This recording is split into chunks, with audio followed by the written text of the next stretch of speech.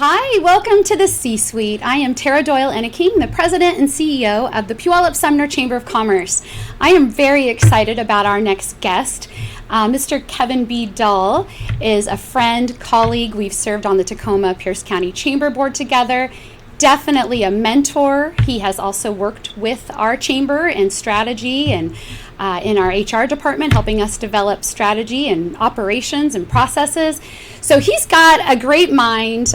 He's got a great journey to share today. So without further ado, I'd like to welcome you, the former Senior Vice President and Chief of Human Potential for Multicare, and now founder of KBD Consulting, Kevin B. Dull. Ooh, I like it. Here he comes! Well, I mean, it's Top Gun right now. I love Maverick. He's our Maverick. Maverick is in the house. Thank you, kind. Oh, I love it. I love it. Well, welcome, Kevin. Oh, it's good to see you, Tara. Okay. It's been some time. Yes, it has. Well, 4 weeks, maybe? Maybe 4 weeks. Maybe 4 weeks. Summertime is busy. We do a lot of collaborating. We do a lot of it in the past very organically. You were, often a phone call for me that was a great sounding board in making this transition to the chamber, and we collaborated on projects on the board. So I just think you have that something that people want. and I'm glad to hear that that's what you've transitioned into and are making it a market and a service for yourself. Because again, I think that skill set, that presence that you bring is natural and authentic for you. So that tells me you're in alignment for your next journey. So I'm happy to talk more about that today. So yeah, I'm passionate about helping organizations connect their business strategy with their people strategy. Yep. With the goal of how do we deliberately develop the culture for your organization. And you can't simply take an experience that you've read about and copy and paste it into your particular business or your particular context. It must be customized and well thought out. Yeah. Good. Well, we're gonna talk a lot more about that, but first we're gonna go way back. Are we? To itty bitty Kevin B. Dull, and kind of just Kevin as a kiddo. Where did you grow up? What's your kind of family makeup? And we're gonna talk about Kevin the kiddo. Okay. Well, let's see if I can remember all the way back to that spot. Yeah. So. Born in Montana, and then my parents, my dad joined the United States Army. Okay. And we moved out here in 1972. I lived in DuPont, Washington, back in the day when it was 555 people or something like that. Okay. And lived there, went to Steilacoom schools until middle of the way through 8th grade, and then moved to Yelm, Washington for 3 or 4 years. Can't really remember the total time frame. And then transitioned back to University Place and graduated from Curtis Senior High School. Nice. In 1989. Okay, got it. I'm older than you. Do we have siblings? Just a skosh. I do have a sibling. I have a half brother. He's 22. Okay. And he's a fabulous guy and a global guy. He just moved to Warsaw, Poland. Oh, wow. And he's in the high-tech industry, so I'm learning a ton from him. And I bet. Completely different perspective on career and what's the right thing to do to prosper. So it's good to have that perspective. What did Kevin the kiddo want to be when he grew up? I wanted to be an NBA basketball player. Oh, okay. Has some vertical challenges. Challenges there. I like it, though. But love basketball, miss the Sonics. People ask me, what's your favorite NBA team? And I'm like, the Seattle Sonics. They're like, what? Did we get any good at basketball along the way? Yeah, I played for Curtis Senior High School. We went to state that year. I didn't play much. It was a very good basketball team, and I was a new player since I was a transfer from Yelm High School. So I still play today.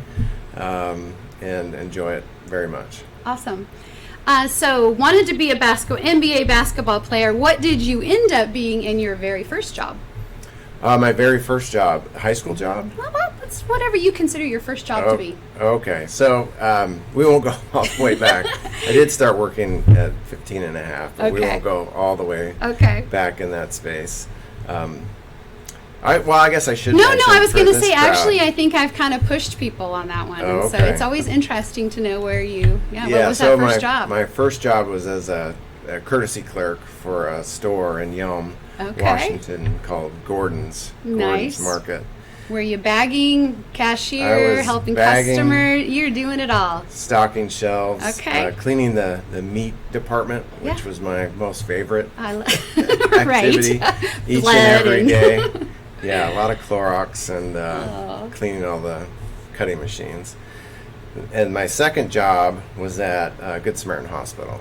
Oh, wow. Yeah, so I was a groundskeeper at Good Samaritan Hospital. And to this day, even driving in today, I remember all the times I drove this way to come to the hospital. And my first job at the hospital was to clean the grounds and police the lot. Mm-hmm. And back in the day, folks unfortunately would dump all their cigarettes and stuff on the parking lot. So you've gotten all the good jobs. Yeah, so it's very humbling for sure. Oh, geez. Okay, so then education. What did you go to school to study, and how are you? Did that trajectory stay the same as far as how you've applied it and where you ended up? Sure. So I enjoy learning, and I continue to find myself going to school or going for a different certification. Yep. So I got my start at Eastern Washington University. Okay. My parents had first generation college student, and I earned a political science degree,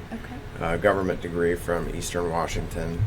And then that transitioned me, after a couple years of work, transitioned me into graduate school, where I went to Willamette University and earned a Juris Doctorate and a Master's of Business Administration. Wow.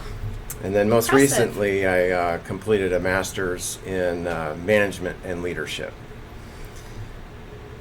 So that's okay. Yeah, so political, major, and then your Juris Doctor. So there was probably something you had in mind selecting those. Emphasis or concentrations. What were you thinking at the time? Yeah, I thought I was going to go into law school and become a traditional lawyer. Okay. My mom was a paralegal in downtown Tacoma for 15 years, so I was around lots of lawyers and judges and thought very highly of them, and I'm very interested in United States history, so those pieces come and tie together.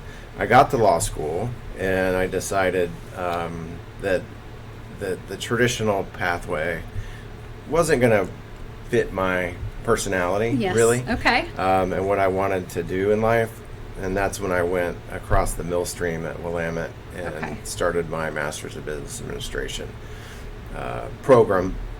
And where that led me to is into HR consulting, which is a nice blend of labor and employment law, contracts, alternative dispute resolution. So I was able to package the MBA and the law degree to start as a consultant. Yeah, and again, landing in that field now, who would have thought you had already sort of started to weave that path to navigate you exactly where you landed today. I'm sure all of those skills are part of your tool chest, if you will. Yeah, I've always been a consultant for internal clients. Right. And I've enjoyed that a great deal. I enjoy helping. I enjoy sharing. I was an adjunct professor for 12 years, teaching strategic business management, human resources, employment law, and innovation courses. And I recently taught a course with Divya McMillan at University of Washington, Tacoma. Fantastic woman. In the globalization space with her, an intro to globalization. So that was a treat. Yeah. So I enjoy students. I enjoy sharing, talking with people, and understanding, what they're interested in, really. And so that's, kind of that first career that you had, now armed with these great certificates and higher learning education behind you. Healthcare is a big part of your next chapter or your next journey. Was healthcare the first sort of industry or sector that you were able to flex those muscles and that expertise? So I worked in the public sector for 9 years. Okay. Worked for the Oregon School Board Association to start off in the HR consulting space. Bargain labor contracts for different school districts and did other HR project work as needed. Then I went to the state of Oregon, and I was a labor contract negotiator. There was a cadre of 8 of us that bargained labor contracts for a couple governors. We were the governor's representative. That was interesting, and then eventually I went and I represented what I call the unfun things of government. Right. Things like the Department of Corrections, both adult and youth, the Oregon State Hospital. I did some natural resources work with the Department of Land Conservation and Development and the Real Estate Agency and things like that. So good experience, Oregon Military Department, get an understanding of state government. I was recruited then to work at Metro Regional Government, where I went to work for a group that does the fun things of government. Yes. So we represented the Oregon. We had a suite of services or programs or businesses, however you want to call it. The Oregon Zoo, the Expo Center, performing arts houses. Okay. Solid waste and recycling, which might not sound very fun Hey, to some people, but the people we love our hired, local waste and disposal Murray's out here. Yeah. I think it is exciting. So that was interesting. And then I was recruited to work for Kaiser Permanente. Okay, that's sort of the healthcare. That's how I trajectory. bridged Yep. into healthcare, and worked there for 7.5, 8 years, and then I was recruited to work at Multicare Health System as a senior HR person. Nice. And, so kind of around human resources for some time, I guess going back 15, 20 years ago to kind of what is being, I guess, taught of HR professionals now, what kinds of shifts have you seen in the way that HR departments are approaching their working with their employees? Yeah, there's a difference in the way they should work and the way they are working Okay. in many organizations. Okay. Many organizations, and this has a lot to do with your capabilities within your organization. And this is not anything negative. It is in and around keeping records, keeping track of people, making sure they have leaves where appropriate, paid on time, things of that sort. All those hygiene factors are very important. In the HR space, as it relates to education, as far as undergrad or graduate school, the focus is shifting on why are we doing this and how is it helping the company, the organization achieve its big goals. Right. And those big goals being acquiring talent and retaining talent and developing that talent in the right way.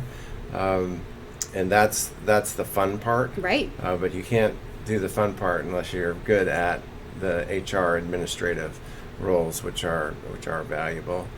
Some of the HR teams are getting into a space around predictive analytics, where they're trying to predict when and how an employee might think about leaving an organization. Many times folks will come to me or in my career, they would ask me, why don't we do exit interviews, for an example? Well, that's not predictive. That's already happened. The employee's already made the choice to leave your organization. And where we were moving things to was a concept, very simple concept called a stay interview, and testing data on, when we think the employee might leave the organization. And you can discover that based on how long they've been with the organization, what roles they've had, how much time they're working at work. Is there a lot of overtime, a lot of double time? You look at their employee engagement scores if you have a survey, and you look at, do some analysis of the leader within that group. Is the leader being successful in the things you need the leader to do to get their teams activated in the right way? So some good data science to kind of offer that predictability. So it's maturing, yeah. and it needs to mature. That's exciting. Yeah. Is that the type of work you were doing with Multicare? It is, or Okay, it was. It Yeah. was. And so let's talk a little bit about, I guess, the breadth of the scope of employees that you had and the size magnitude of Multicare for those that may not know. And I kind of say that from the perspective of, how a small business, how you would work with a small business, Sure. how you might work with a nonprofit healthcare. There's some scaling, and maybe it is exactly the same, maybe it's not, but I'm just curious. What size of staff was the organization? Yeah, so Multicare is a big business, right? It's a nonprofit business, of course, but 20,000, maybe 22,000 employees now across the state of Washington, really, Thurston, Pierce, King, Spokane counties. And within those 22,000 employees, there's about 1,100 teams. And the reason I know that is I look at the leaders and the cadre of leaders what we have. So within that organization, there was also 32 different, what we were calling business units, Right. Of varying in different sizes. So a hospital would be a big business unit, right? And the Indigo platform would be a smaller business unit with about the same size of platform as far as regional reach. All the way down to teams like the foundation, which would be about an 11-person team. So I can flex, right? Yes. So I can flex between all those different business units and think about and help organizations think about how to deliberately develop their culture in that space that makes sense for that particular business. Right. Healthcare is interesting because we have all kinds of employees. Just about every employee that's in the marketplace works in healthcare. I know we think about doctors and nurses and your PA or ARNP and your lab techs and all those technicians. But there's also lots of folks that do all the back office functions around IT, supply chain, human resource, of course. And it created a neat environment for me to get to know and understand different models. What are the different goals for each one of the smaller units, or the 1,100 units really, and how that all rolls up to the big plan, so the big strategic plan for the organization. Well, when you even look at your title, Senior VP, Chief of Human Potential, you know, that kind of says a lot already about the culture, that was there, that really valued your human capital and the potential that they had. I know along the way, having known you, that there were some acquisitions of other healthcare systems or organizations. And so I guess I'm curious, you are a strategist. In your role at Multicare, when these other organizations were kind of coming into the bigger umbrella of Multicare, was your culture, is it predominantly established by your CEO? How much did your sort of department have to push the culture out? Is that strategy of your executive board? I'm just always curious, because there was a shift with a new CEO and a culture that people felt, not only from the employees that were there, community partners. We saw this shift in culture. So kind of curious about how that all played out throughout the organization. Yeah, it was a pretty big shift. Anytime you change CEOs, you can expect some desire and some thinking around what is the culture we want to create and why? Why do we want to create that culture? So Bill Robertson, the president and CEO, now CEO, because his title has changed a little bit. I saw him a couple weeks ago. He came in and worked with the board of directors. So he had lots of conversations with them about mission, vision, values, and got some thinking from the board. It's a community board, unpaid, about what they thought about mission, vision, and values, and where they wanted to grow the company. And at the time, the company was a 1.8 billion rev company with 11,000 employees. Right. So there was some drive and some interest from the board to grow the Multicare platform, and to do that, you really need to think about mission, vision, values, and then it drops into execution and how you're going to get that done. Right. What I'd like to share with folks, my cultural definition is that all of your businesses are full of ordinary people, and how they get things done helps you define the culture. And where things aren't working well, fixing those things actually helps your culture and helps you get to what you want to achieve with your vision for the organization. So, the onboarding of a new employee, for instance, how much is that discussed about your culture in the interview, and how you're finding alignment with these employees with the culture there? How kind of did that spell out? How was that unpacked for them? So for organizations, I think they need to be very purposeful about how they think about onboarding a new employee, and it actually begins way before you even know who you're hiring. It starts with your job advertisements. It begins with your selection process. The dialogue that you have during the selection process, and then the agreement to come to work to do good work for value in a particular role with the organization. And then how they're onboarded is really important. There's a risk here. There's a risk that you can overpromise. There's a risk you can overpromise on, oh, it's awesome to work here. Yes. And then their actual experience could be something different. And across 1,100 teams, that experience is going to be somewhat variable. So the analysis needs to be done. Sure, you can set the top line cultural expectations and goals for the organization, but how do you get that down to those 1,100? How do you share that with 1,100 leaders? And they change out, so you've got to continue to rewash through that process. And how do employees feel when they come to the organization? We did a lot of work on that new employee orientation space. We had a typical orientation where you sat in a room for classroom style for 6 to 8 hours, and we tried to impart as much information as possible. And what I shared with the team at the time is that the mind can only absorb what the butt can withstand. I like it. So that's the Montana part yes, of me. yes. I love it. So we really slimmed down the content Sure. that was delivered in that space and found other ways to deliver content, either electronically or through the manager. And on the culture space, we would introduce the culture and then invite employees back 3 to 4 months later. So they would actually have some experience with our culture. To engage employees in a culture experience on day one is, I think, valuable, but their reference is not your culture. Sure. Their reference is Now they're all the other cultures that they've experienced, good, bad, neutral. Yeah. And it's really hard for folks to have a concept and dialogue about the culture. And what I shared with folks, especially when we were doing executive hires, is that we know that we're not perfect in this space. This is what we aspire to be. And we would recruit our candidates and then select candidates with the thinking that we need them to help us build the culture of the future.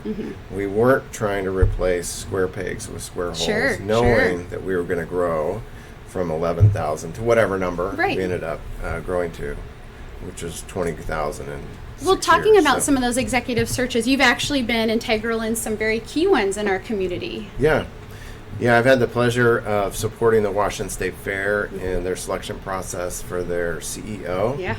I'm assisting with their CFO, and then I'll do a full cycle recruitment coming up at this fall for their Chief Operating Officer. Great.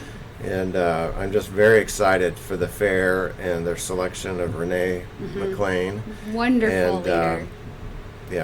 I have a lot of engagement with the fair. I'm a wrangler. I know you're a wrangler now. I know. I'm So happy you to kind of Tacoma Gig Harbor, is still over there for you. But I'm so glad you've come over to see how fantastic this community is. Yeah, I got my belt buckle Oh boy, the that's other a big day. So now I'm ready. Well, I can't wait to see you out at the rodeo. Do you have your job assignment yet? I think I get it later this week or next week. Well, this is funny because one of my questions has a lot to do with one of your favorite jobs. So I'm starting to think that might end up being one of your favorite jobs as a wrangler. How fun is that going to be? So I guess with an executive search, not always are you already a part of the organization. They've had to understand and what skill sets you're bringing to the table. I think those organizations also have identified a gap that's not their forte, and they know where they want to go. So people are turning to you. I think that's fantastic. Yeah. What kinds of conversations are you having with them about culture and just getting them to, I guess, like you said, you're not hiring anymore necessarily for this checkbox. There's so many other contextual things that are important. I'm just curious how you're quickly getting people to be thinking about personal development and culture and all these other things that are so important with your human capital. Right, yeah. Most organizations, based on their size, don't necessarily have someone that can help them with their organizational development and culture, and that's where I can help out. Yep. Help them with that thinking as needed for the organization, and that's where the Washington State Fair has brought me in. In the recruitment space, Renee has adopted an approach of understanding and knowing herself as an individual, and then knowing her team members, and then being very purposeful about who she adds to the team. Yes. Based on not only their knowledge, skills, and abilities, their marketing materials, but based on information around their personality. Sure. So what drives an individual, what is going to make them successful. It's a more personal approach. Good. And it's one that leaders need to have a nuanced approach, because what we'll do as individuals is we will make some interesting assumptions about one another. We'll make an interesting assumption that the person in front of me is motivated by the same thing I'm motivated. And then you have a team and you're wondering why you've got some challenges in that place. Because we only have access to what we know and what we understand in our limited perspective. So you need to know yourself, and then you need to know your team members, and then come around as a team through a team building approach and identify, have fun with it. So we had this, you have experiences within your team, and you're like, wow, why didn't that go so well? Well, I thought I was doing this, and you wanted me to do this, and I didn't understand. And many times that can simply boil down to each of us have an individual and different perspective on the information we receive. You could be in the same meeting and share the same data, same narrative, and folks walk away with different information and different things wired to do. so differently, yeah. And we also bring our own lived experiences Sure. to the table, and those don't come out. So, for example, if you are going through an interesting time where you're going to add a new role within an organization, 5 people in the room might have different reactions to that. Oh, someone could say, "Oh, goody, that's a role that I can apply for," or there's some new learning there for me. Or somebody might wonder, like, "Well, that sounds like my job." Yeah. What's going on here? Am I going to be selected? Suspect, yeah. And understanding that differentiation across those individuals and how they receive news and how to talk about it in constructive ways that are helpful, that build trust, are very important. And Renee's going to build a people strategy, and I'm not certain they've had a purposeful, deliberate people strategy to this point. They've been very successful, and they've grown a lot. Right. So the timing seems right. Apropos. For the fair to kind of think about people. It's you get into this a lot with boards of directors. They think about accounting and finance reports, and at the fair, are we building things? Sure. But in order to get all those things done, they stood up a foundation 7-8 years ago. Yeah. How do the people fit into that? How to bring people along, especially when you're doing some rapid change? We're getting definitely a little bit of a flavor of what your leadership style might be, but I guess if you were describing it, what would you say your leadership style is? So I go back to one of my non-career experiences. I was a youth basketball coach for a number of years with my youngest son, and it was a scenario where you didn't draft a team. You were handed a team based on varying skill levels within the team. So no one team was out of balance. We're talking 3rd, 4th, 5th grade. Yeah. And my perspective there is, how do I connect with each and every one of those team members to find out what their strengths are, what they want to do, what they could work on, and build them up, and create the right environment for them to come together as a team so that we can work together and get stuff done. Right. So not unlike what you do now. Yeah. So one of my reflections of moving out of corporate space is that I miss my team. Yeah, I bet. So now what I do is, when I engage with clients, I kind of co-opt them as my team. Yes, good. That's fine. They'll feel that authenticity and joining with you. That I'm fills sure. that Nice. gap. Yeah, it is kind of different. You've you had a lot of support before. You had departments and department heads and direct reports and supervisors, and so now you're kind of a solo act. And so I guess, what kind of, you sort of mentioned one of the ways that you're fulfilling that joining and still belonging. What has also been some of the other challenges with sort of being on it on your own now? Yeah, as a solopreneur, Yes. You quickly learn what you don't know, Sure. and you quickly learn what you like to do as being a solopreneur. And I recently listened to a book called The E-Myth, Entrepreneurial Myth Revisited. And I wish I'd read it right at the beginning and Yes. not just a month ago. But as a solopreneur, I think it's important to understand that you have to be three people. You have to be the entrepreneur, you have to manage the business, and you have to be the tactician. And where you spend most of that time is what you like and what you enjoy doing, but you can't be a solopreneur unless you do the management of the business Right. and the tactician parts of the business. And what that author shared is you should spend about 70%, and the Okay. tactician 20% managing the business and 10%. And what I call the entrepreneur, perhaps relationship biz dev part of the business. So Are you being strategic with that, time blocking, and really putting that on a calendar for yourself? yeah, or- I'm finding this adventure really interesting because everything on my calendar now is very purposeful. Yes. Either in my personal life or my professional life. And it's easy to tag, okay, asking myself the question, why are you doing this right now? There's no fluff. You have to go to this meeting. And executives, you have to go to lots of meetings Sure. to pay attention and to listen. But sometimes you're wondering, should I be doing something else? And now I can easily identify how I'm spending my time and what I'm spending it on. And I still waste time. I got sucked into that alone show. My son shared that with me. And so that's just good That's respite. never bad time. Yeah, you need some downtime. You need to be a parent. You need to just check Yeah. out. So I think that was time well spent. Where do you see yourself in 5 years? I see my business growing to a point where I hire a team that can help us deploy KBD consulting. I've also started another business with some IT colleagues Okay. called Manager Workbench AI, which is an artificial intelligence business. We have a suite of tools that help leaders become more productive. Oh, good. Productivity Anxious to see that. company. Yeah, I'll show you a demo. Yeah. And our most mature tool is performance review, so that connects in with KBD Absolutely. consulting. We can help managers through AI to write a performance review, their first draft of a performance review in 10 minutes. Right.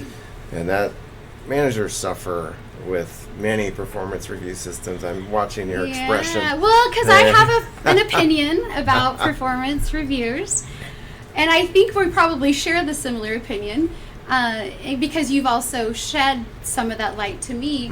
But I've gone as far as to working with our staff recently on.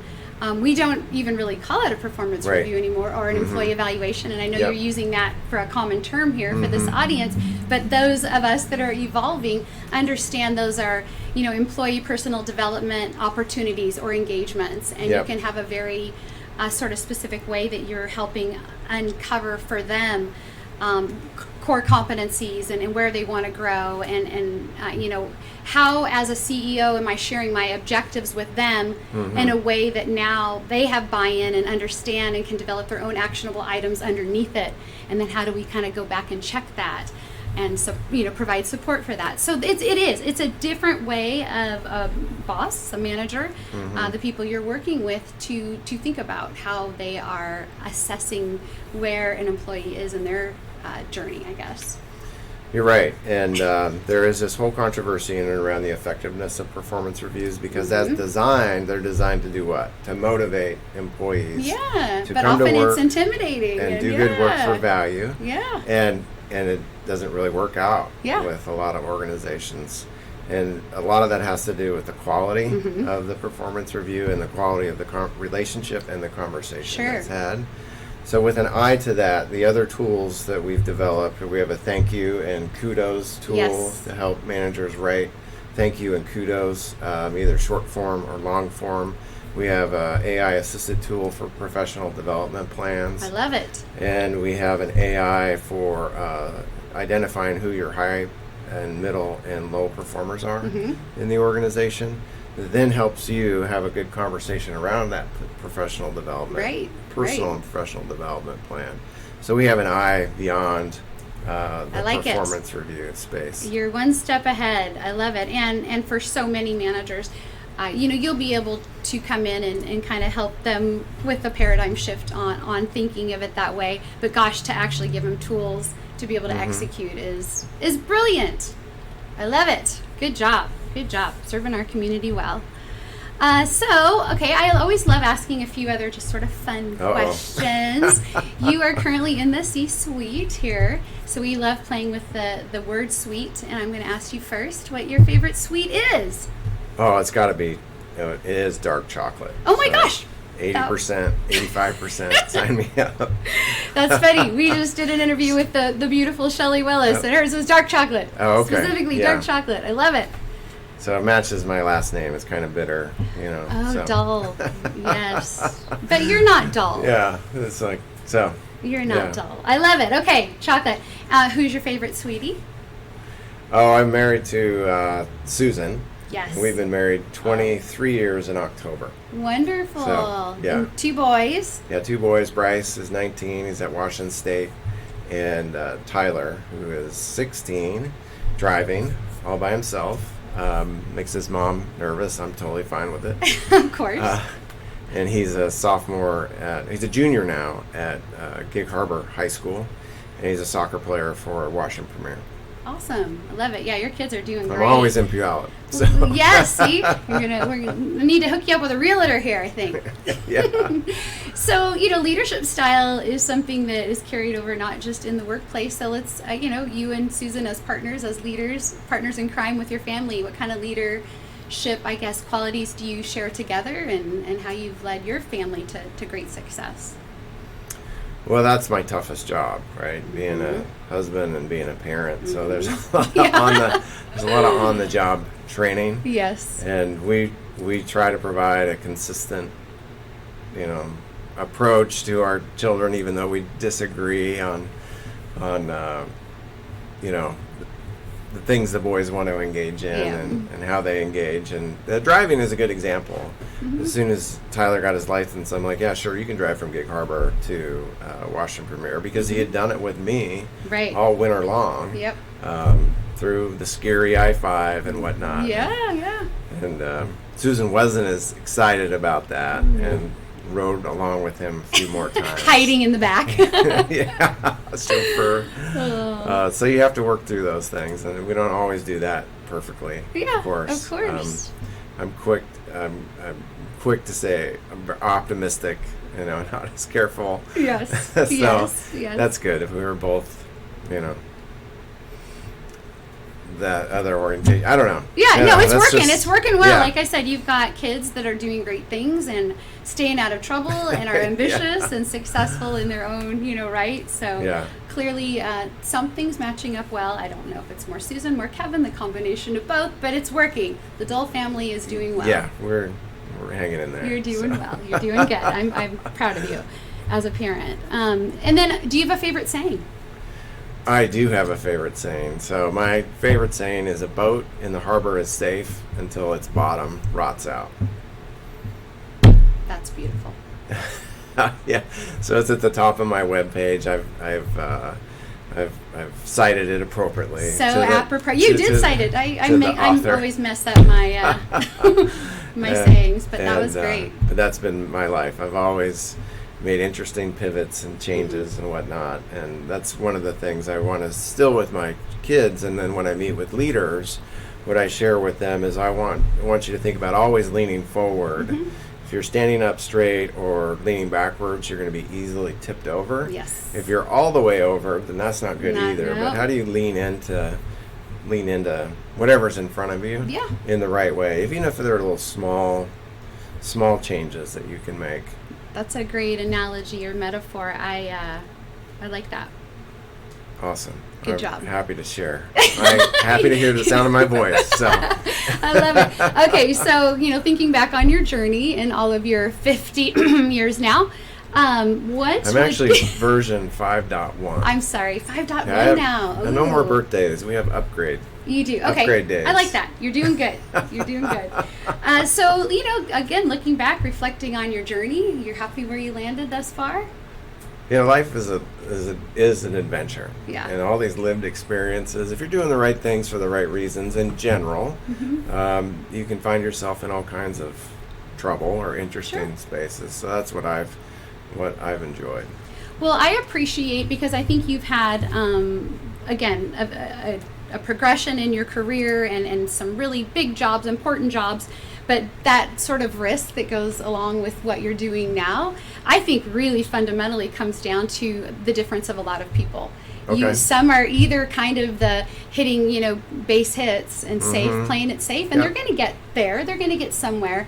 But those that are swinging for home runs and are willing to kind of step out, get out of that comfort zone a little. It's not the guaranteed paycheck. Is just those are pretty incredible leaders. So I'm proud to be a side of you watching this transformation, and proud that you've sort of did choose risk at this stage in your life, because you've got a long runway ahead of you, and you're doing great things in our community. I'm grateful to have you as a partner here. And I think you hit on it. Stage of life. So Yeah, it's not there were certain times in my life where I wasn't going to take on a lot of risk. Certainly being a solopreneur in my 20s with marriage, new babies, first house payment, other car debts and things like that. So I wouldn't have been as risky, right? Yeah. So now I'm at a spot where I can kind of do something different and share what I can help people with, help organizations with, and watch them prosper. Yeah. Well, I think you're certainly aligned well with your journey, and I wish you continued success. Thanks for all that you do here with our chamber and our community. Oh, you're so welcome. Happy to serve, and I'll continue to be engaged, and looking forward to your deliberately developed series of training for DDO organizations. You will be a partner we will leaning on for sure with that. It's already gaining a lot of popularity. I've mentioned it a couple times on this podcast, but really happy to be serving in that same space with you, where there is kind of this paradigm shift about being a deliberately developmental organization, and you've got the right things in your tool chest to help us with that. So I've done some thinking about it. You've done some thinking about being deliberate. All righty. Well, hey, thanks for being here at the C-Suite. Thanks, everybody. All right. Take care. Appreciate it.